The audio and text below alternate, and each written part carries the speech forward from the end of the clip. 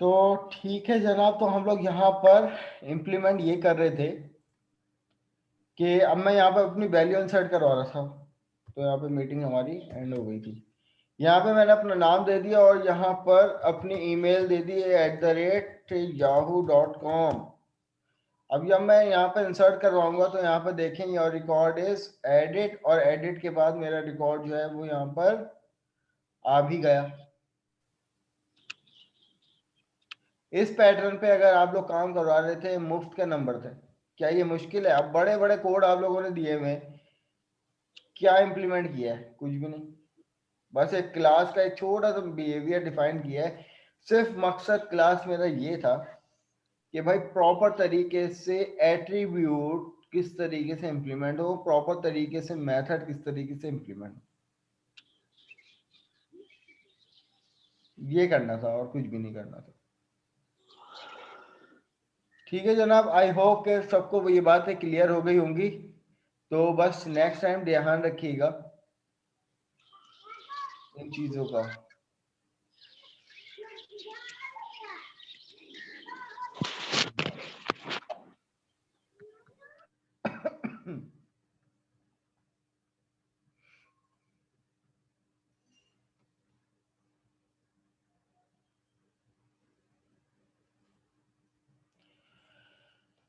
अच्छा, अब हमारे पास जो लैब नंबर 5 है वो किस पर है? Method class members.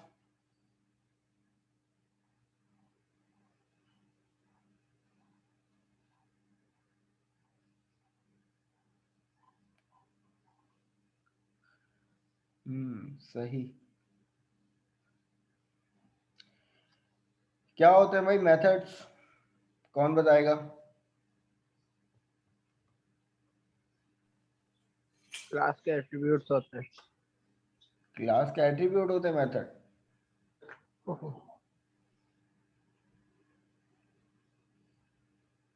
सही से बताओ।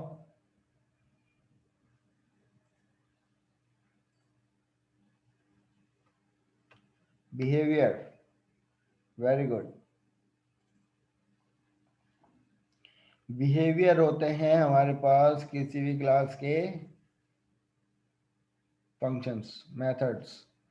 कितने टाइप्स के होते हैं? प्रोग्रामिंग फंडामेंटल, कितने टाइप्स के होते हैं मेथड्स? या कौन कौन से टाइप्स के आप लोग पढ़ के आ चुके हो? सर हम तो शायद सिर्फ एक पब्लिक ही पढ़ के आए हैं। अरे मेथड पब्लिक टाइप नहीं होती, पब्लिक तो एक्सेस मॉडिफायर होता है। मैं प्रोग्रामिंग फंडामेंटल की बात कर रहा हूँ। प्रोग्रामिंग फंडामेंटल में कहीं भी आपने पब्लिक नहीं पढ़ा होगा।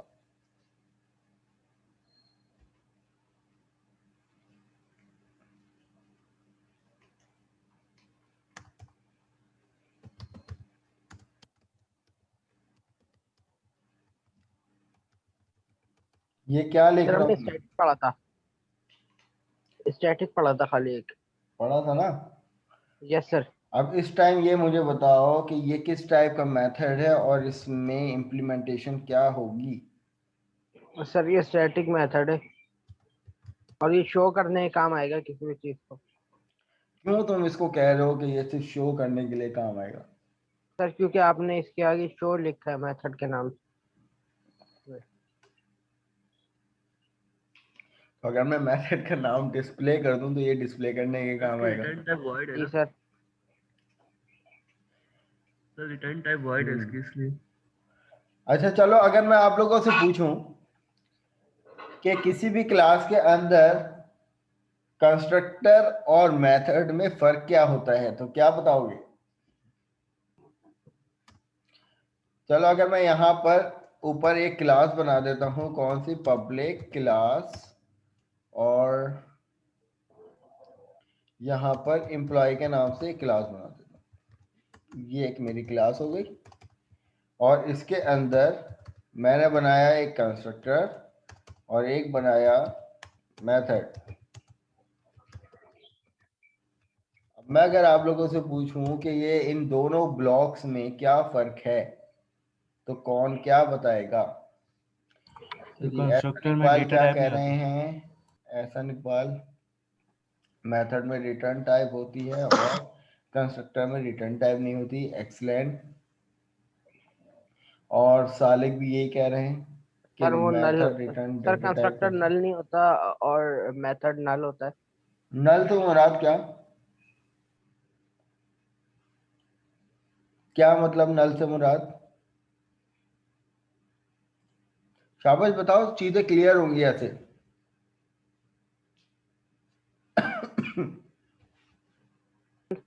सर इसके अंदर वाइड यूज होता है ना इसलिए। हम्म। और सर वाइड नल का मतलब होता है, वाइड नल के लिए यूज किसी होता भी है, मतलब क्लास ये का रिटर्न कर लेता है। किसी भी क्लास का स्टार्टिंग पॉइंट क्या होता है, ये भी बताया था। किसी भी क्लास का स्टार्टिंग पॉइंट क्या होता है? उसका कंस्ट्रक्टर। कंस्ट्रक्टर। एग्जैक्टली।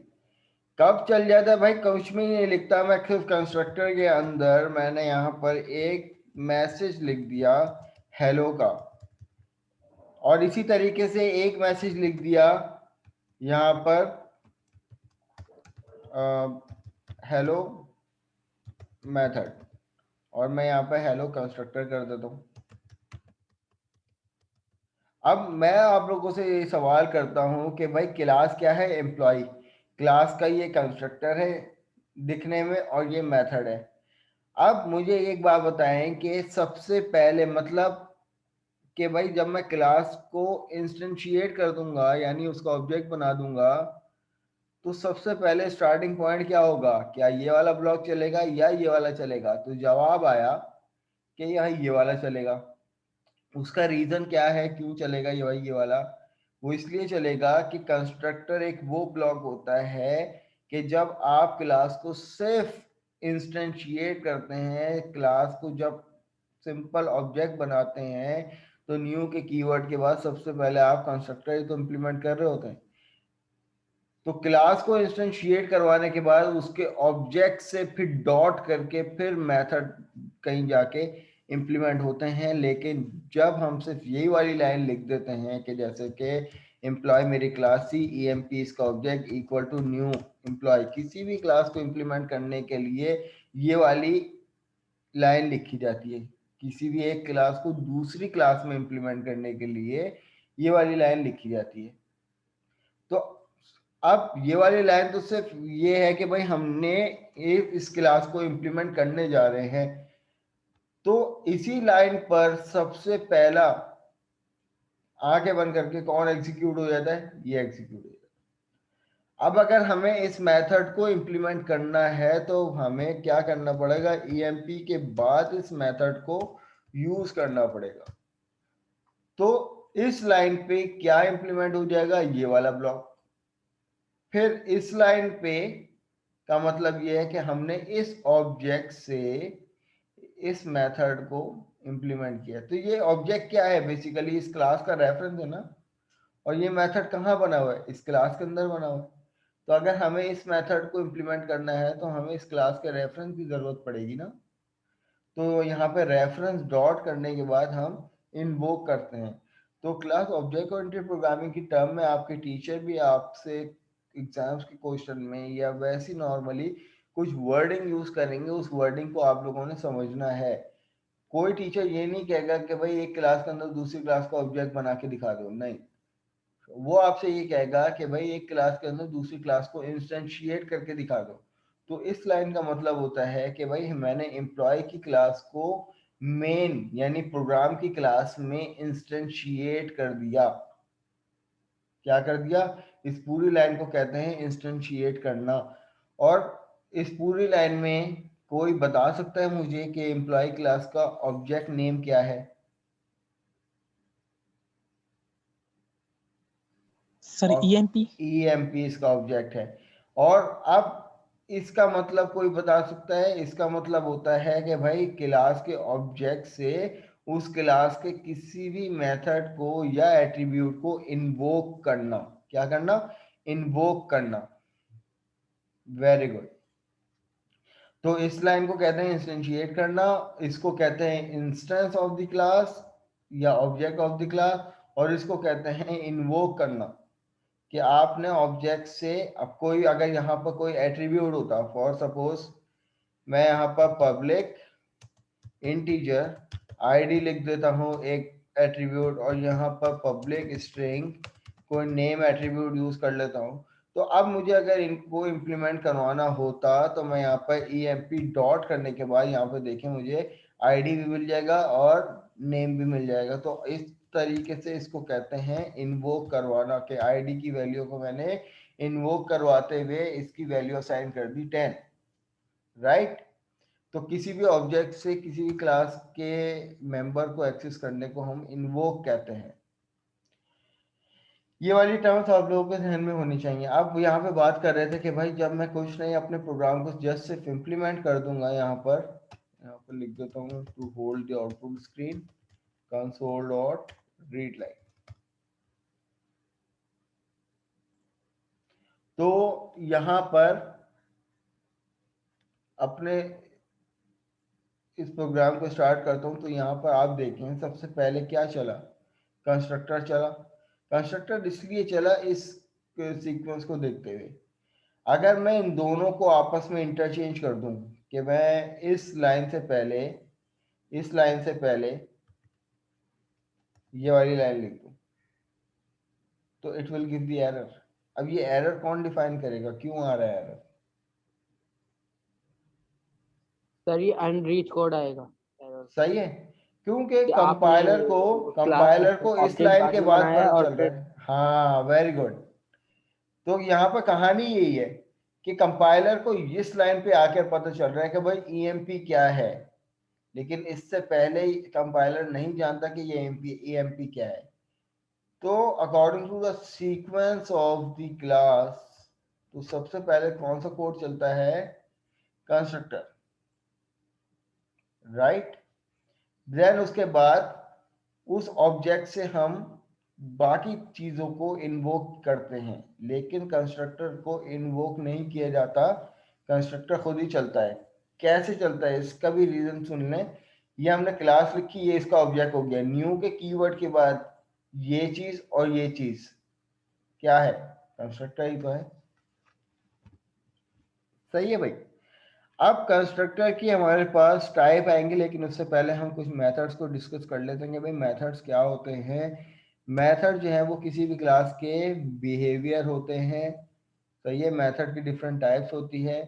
एक हमारे पास वो मेथड होते हैं जिसमें कोई पैरामीटर नहीं होता, लाइक दिस डिस्प्ले मेथड। अब ये डिस्प्ले मेथड वो टाइप का मेथड है कि बस जिसमें हमने जो फंक्शनलिटी डिफाइन कर दी, जो लाइन ऑफ कोड डिफाइन कर दिए, जब भी ये मेथड इंप्लीमेंट होगा उसका काम सिर्फ हेलो मेथड ही प्रिंट करवाना होगा।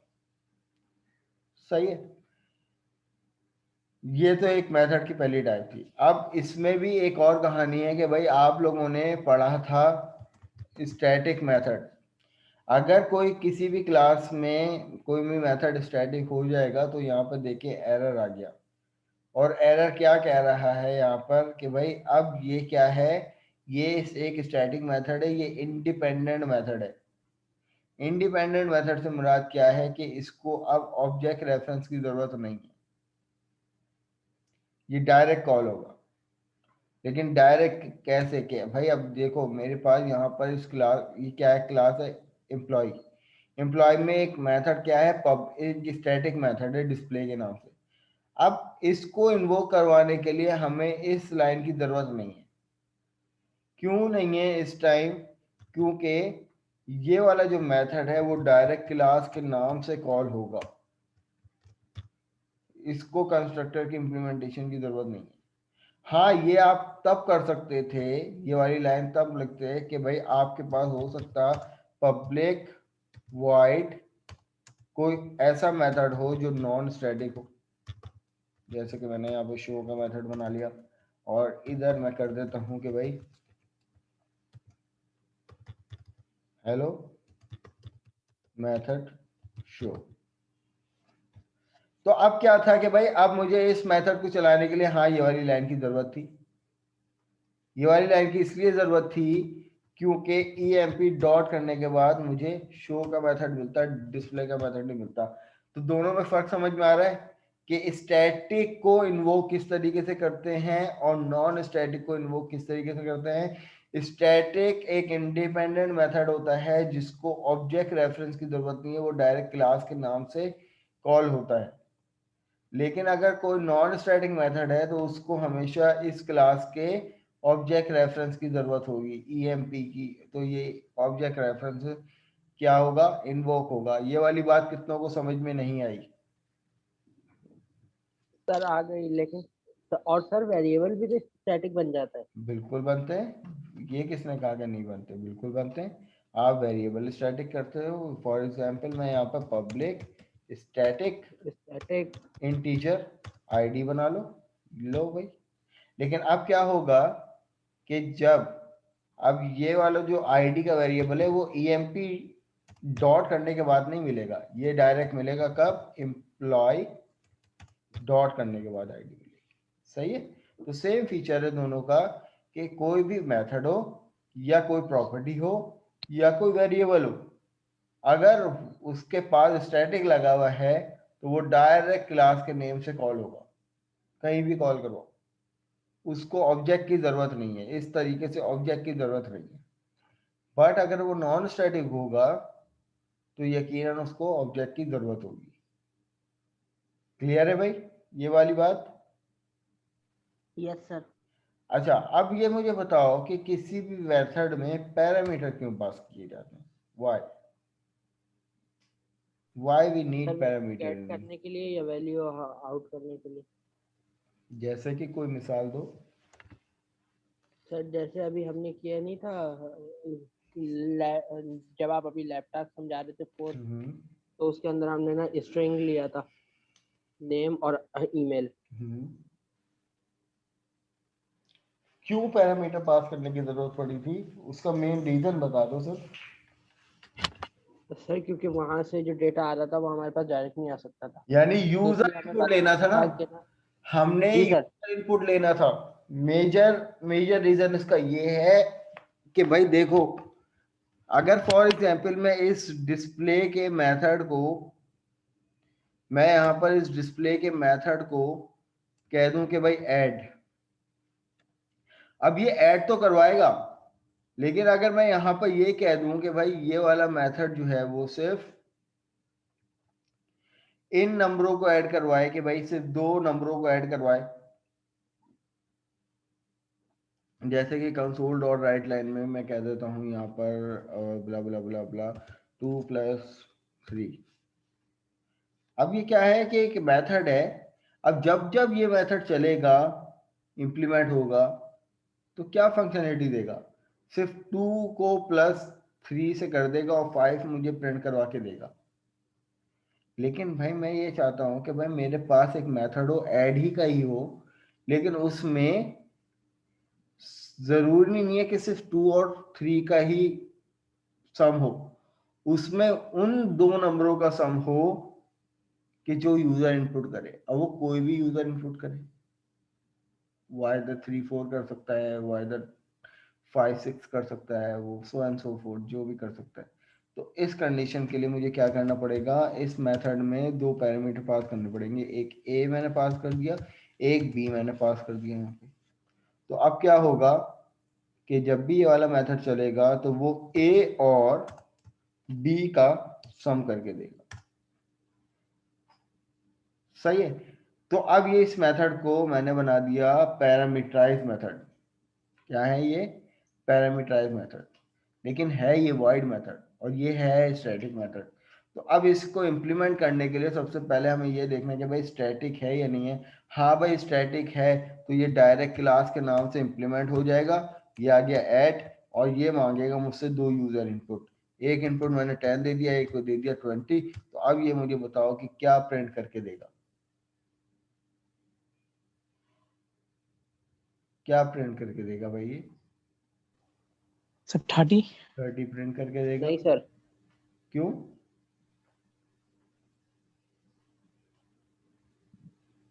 जी जनाब, किसी ने कोई आर्गुमेंट किया है?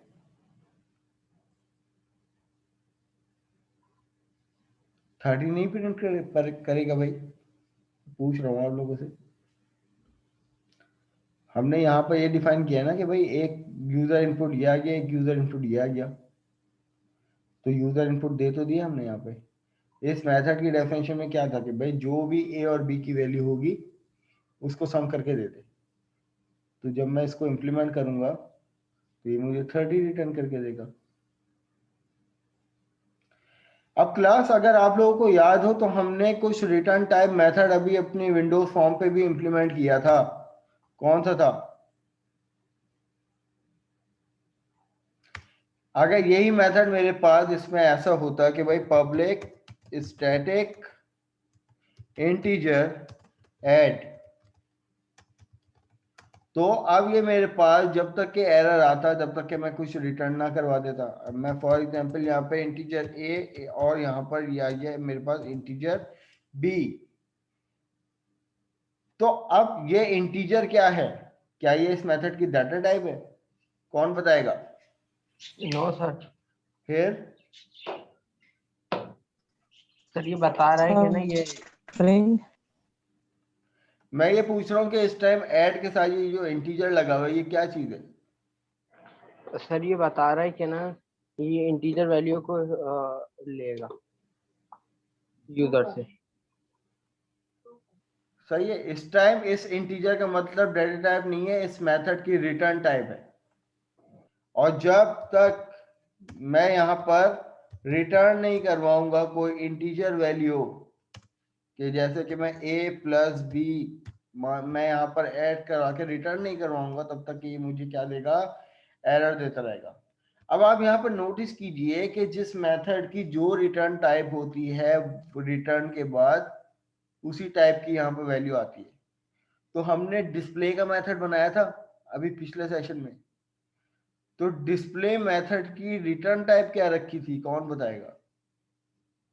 सर हमने स्ट्रिंग रखी थी। अब क्या हो गया? स्ट्रिंग कहाँ रखी थी? मैं पैरामीटर की बात नहीं कर रहा। हाँ, बिलाल ने बिल्कुल सही बताया कि भाई डेटा टेबल हमने उसकी रिटर्न टाइप रखी थी, डेटा टेबल। और एंड में क्या कर रहे थे? रिटर्न कर दो dt। तो उस मेथड के अंदर हम डेटा टेबल का एक ऑब्जेक्ट भी तो बना रहे थे ना।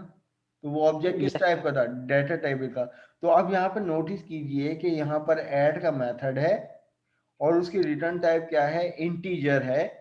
तो इसका मतलब कि अब इस मेथड पे वाजिब है कुछ भी करो कैसे भी करो लेकिन इंटीजर रिटर्न करवाओ। ये यहाँ पर कोई स्ट्रिंग रिटर्न नहीं करवा सकता था, it will give the error. और यहाँ पर देखो लिखा हुआ है can not implicitly convert type string to integer. ये आपसे इंटीजर मांग रहा है, आप स्ट्रिंग नहीं दे सकते।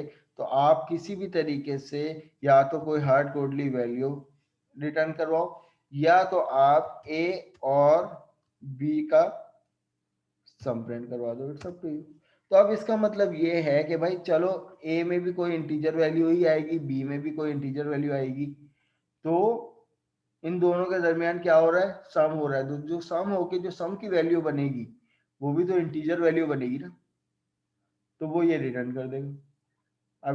अब क्योंकि ये स्टैटिक मेथड है तो हमें इस लाइन की जरूरत नहीं है, तो हम डायरेक्ट एम्प्लॉय डॉट करने के बाद ऐड के मेथड को यूज करेंगे और यहाँ पर जो है वो यूजर से इनपुट ले लेंगे। एक वैल्यू मैंने ले ली 12, दूसरी वैल्यू मैंने ले ली 3। तो अब ये मुझे मेथड क्या रिटर्न करके देगा? अब ये रिटर्न तो मुझे इन दोनों का सम करके दे देगा, मुझे प्रिंट भी तो करवाना है। तो मैं क्यों ना ऐसा करूं कि भाई मैं इस पूरे कोड को कट करके कंसोल डॉट राइट लाइन में बाइंड कर दूं। तो अब ये क्या होगा कि जो वैल्यू मुझे इस मेथड से रिटर्न होके आएगी वो प्रिंट हो जाएगी। तो यहाँ पर मेरे पास 12 और 13 का सम प्रिंट हो जाएगा 15।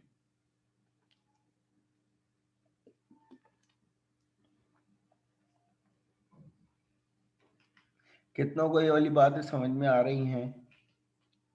कितनों को नहीं आ रही? यस सर समझ में आ रही है। ठीक है जनाब। तो स्टैटिक और नॉन स्टैटिक में फर्क समझ में आया कि भाई स्टैटिक को इम्प्लीमेंट करने का क्या तरीकाकार है और नॉन स्टैटिक को। अच्छा, स्टैटिक की अब मैं एक मिसाल आपको बताऊं, प्रोग्रामिंग फंडामेंटल की पहली क्लास से आप एक स्टैटिक मेथड इम्प्लीमेंट करते हुए आ रहे हो? कौन बताएगा? शाबाश, अब तो सर मेन का मेथड है वो। नहीं, जो खुद इम्प्लीमेंट करते हुए आ रहे हो। मेन तो एक सेक्शन है ना जिसमें आप अपनी सारी कोडिंग करते हो, और मेन को तो आपको मेन मेथड कहीं इम्प्लीमेंट थोड़ी करवाना पड़ता है। ये तो जब आप स्टार्ट कर दो खुद ही इम्प्लीमेंट होता है। मैं कह रहा हूँ कि वो स्टैटिक मेथड जो आप पहली क्लास से खुद इम्प्लीमेंट करवाते हुए आ रहे हो। शाबाश जी। Bilal, any idea? जी sir. Any idea about it? कौन सा है वो स्टैटिक मेथड जो क्लास के नाम से तुम लोग इम्प्लीमेंट करते हुए आ रहे हो प्रोग्रामिंग फंडामेंटल की पहली क्लास से, और स्टिल अभी भी यूज किया है? Sir console. हाँ, कंसोल डॉट राइट कंसोल भी लाइन। सर। कंसोल क्या है? क्लास है, और क्लास के नाम से डायरेक्ट कौन सा मेथड यूज हो रहा है? Right line. Right line. सही है। This is the pure static method, जो कि क्लास के नेम से क्या हो रहा है? इम्प्लीमेंट हो रहा है। तो आप अगर ये कंसोल जो है वो अगर नॉन स्टैटिक मेथड होता, तो आप हर स्टेटमेंट से पहले पहले कंसोल का ऑब्जेक्ट क्रिएट करते, देन उस ऑब्जेक्ट से डॉट करके फिर आप उस मेथड को इन्वोक करवाते हैं। फर्क समझ में आया भाई सबको? इसी जी तरीके सर। से कंसोल डॉट रीड लाइन क्या है? यही है कि भाई कंसोल क्लास है और रीड लाइन क्या है? उसका मेथड है। अच्छा, अब पैरामीटराइज मेथड भी समझ में आई है सबको? अब हमारे पास कुछ कहानी ये है कि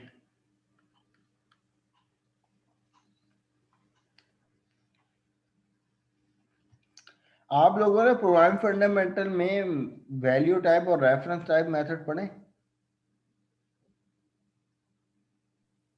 नहीं सर शायद नहीं पड़ा। पढ़े होंगे, याद नहीं आ रहे होंगे।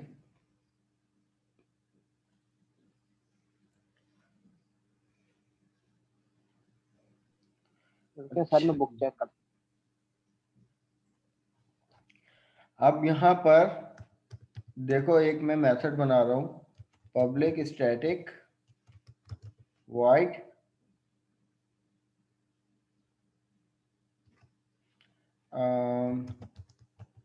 डिस्प्ले। अब नोटिस कीजिएगा और मुझे बताइएगा कि इस मेथड में क्या काम हो रहा है। मैंने यहाँ पर लिया इंटीजर आई, एक पैरामीटर, और मैं ये कह रहा हूँ कि जो आई है उसमें प्लस और इक्वल हो जाए आई प्लस 3, और कंसोल डॉट राइट लाइन में आई प्रिंट हो जाए। सर ये तो इंक्रीमेंट का मेथड है कि ना आई की वैल्यू 2 दफा प्लस कर ली जाए और उसके अंदर 3 ऐड कर लिया जाए। 2 दफा प्लस कर ली जाए मतलब? सर मतलब आपने लिखा है I plus equals to I हम्म, प्लस 3, मतलब आई के अंदर पहले आई की वैल्यू ऐड करो और फिर उसके अंदर आई प्लस 3 ऐड कर यानी दो। तुम ये कह रहे हो कि अगर फॉर एग्जांपल आई की वैल्यू है 2, तो 2 में पहले 2 प्लस करो फिर 3 प्लस कर दो, 7 बना दो उसको। Yes sir. कितने लोग हैं कि भाई अगर नो मैं सर यहाँ पे 7 इसको नहीं 2 9 दूं, बनेगा। 9 बनेगा? यस सर सर सर क्योंकि गलत कह देखें। रहे हैं सर। आई जो सर ने लिखा है इसका मतलब है कि आई प्लस 3 सिंपल। हाँ, ये असाइनमेंट ऑपरेटर है कि भाई आई के अंदर असाइन कर दो आई में 3 ऐड करके। अच्छा सर वैसे जब हमने प्रोग्रामिंग फंडामेंटल में पढ़ा था तो आई प्लस इक्वल्स टू 3 लिखते थे तो आई के अंदर खाली 3 ऐड होता था। यानी ऐसे? जी सर। तो ये भी सही है। तो पहले हम अपनी वाली बात को पूरा कर देंगे भाई। अगर मैं यहाँ पर इस मेथड को यूज करता हूँ तो मैं यहाँ पर एम्प्लॉय डॉट करने के बाद डिस्प्ले का मेथड लेता हूँ, और यहाँ पर मैंने 2 वैल्यू दे दी। अब आप कह रहे हो कि ये 9 बनेगी? नो सर 7 बनेगी क्योंकि 2 7 के अंदर बनेगी? जब 2 ऐड सर होगा तो 4 हो 5 जाएगी। बनेगी सर, 5 ठीक है बनेगी। भाई, ये आ गई 7। समझे इनकी बात को? 5 क्यों नहीं बनी? सर क्योंकि सर पहले आई की वैल्यू को आई के अंदर उसने प्लस किया और फिर एग्जैक्टली। उसके अंदर 3 ऐड किया। नोटिस कीजिए, इट मेक सेंस कि भाई आई की वैल्यू यहां तक क्या आ गई, इसको 2 आ गई। 2 में मजीद 2 असाइन होके कितना बनेगा, 4। सही है। और फिर 2 में मतलब +3 भी हो रहा है, तो यूं समझ लेंगे कितना बन जाएगा, 5 बन जाएगा। 5 पूरा असाइन होके इसमें आ रहा है, असाइन होकर फिर ऐड भी हो रहा है। तो यहाँ पर ऑलरेडी क्या वैल्यू थी, 2। 2 में 5 यहाँ पर ऐड होके आई को कितना बना रहा है, 7 बना रहा है। लेकिन अगर यहाँ पर भाई कि हम इस बात को ले लेते हैं कि भाई मैं यहाँ पर सिर्फ ये कर दूं, तो तो सर अब ये मुझे 5 रिटर्न वैल्यू करके देगा सिर्फ 5। 5। It make sense, very good.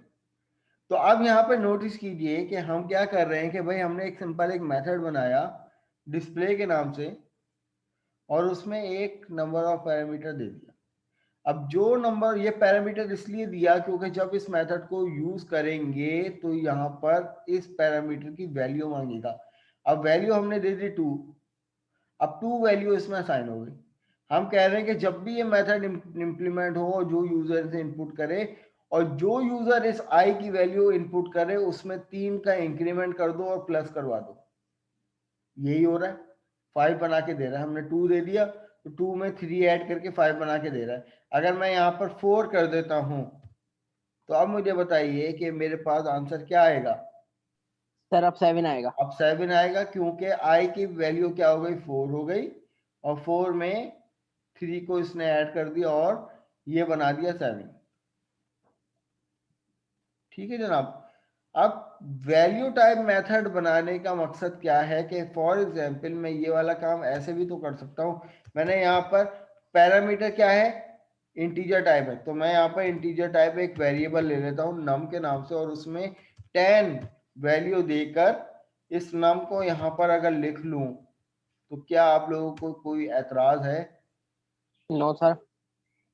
तो अब मुझे बताइए पहले कि इसका आउटपुट क्या आएगा। 13। 13 आएगा। अब इसी तरीके से मैं अलग से इस मेथड से हटकर मैं यहाँ पर नम के वेरिएबल को प्रिंट करवाता हूँ। तो अब मुझे बताइए कि आउटपुट क्या आएगा।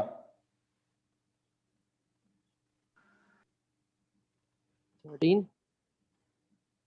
सिर्फ 13?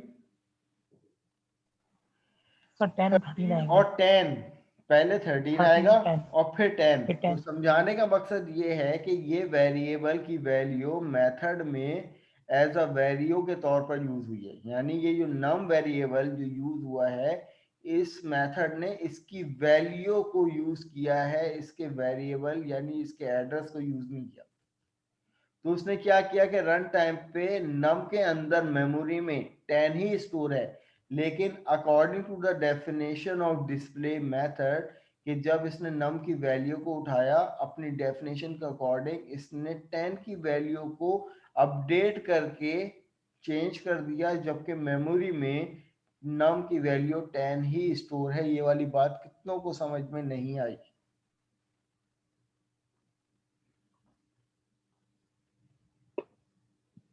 अगर क्लियर है तो मुझे एक्नॉलेज कीजिए प्लीज।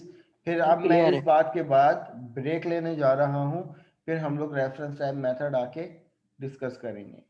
सर मेरा एक क्वेश्चन था। पूछिए पूछिए। सर मेथड को रिकरिंग कैसे बनाएंगे? रिकरिंग से क्या मुराद है आपकी? सर वो अपने आप को बार बार कॉल करता रहे। हाँ, वो ट्यूटोरियल में रिकर्जन, होता है विदाउट वो यूजिंग रिकर्जन लूप। कहलाती है ना, सर कैसे करेंगे? कि मेथड के अंदर इट्स। चलो रिकर्जन की भी एग्जांपल मैं आप लोगों को भी करवा देता हूँ, ठीक है। वैसे रिकर्जन आप लोग पीएफ में आई होप पढ़ा होगा आप लोगों ने, रिकर्सिव मेथड। आप लोगों को याद नहीं आ रहा, ये तमाम मेथड आप लोग पढ़ चुके हो। चलो मैं ब्रेक से आने के बाद रिकर्जन की भी एक टाइप आप लोगों को पढ़ा दूंगा, टेंशन नॉट, ठीक है।